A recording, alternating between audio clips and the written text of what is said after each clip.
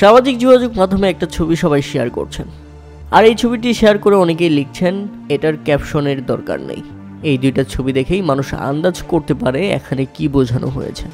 আর সামাজিক যোগাযোগ মাধ্যম টুইটারে যদি শিবম দুবে লিখে সার্চ করেন তাহলে দেখবেন হাজারো সমালোচনা, আলোচনা।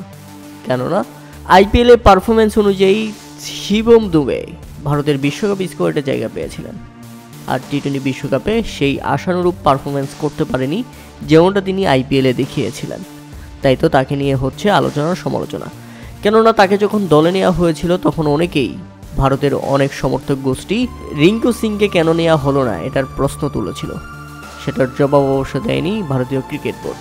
আর এরপর যখন শিবম দুবে পারফর্ম করতে পারছে না, ইংল্যান্ডের বিপক্ষে গুরুত্বপূর্ণ ম্যাচেও ছিল ব্যর্থ, ফিরে গেছেন গোল্ডেন ডাক মেরে, তখন তো আলোচনা আরও বেশি জোরালো হয়েছে।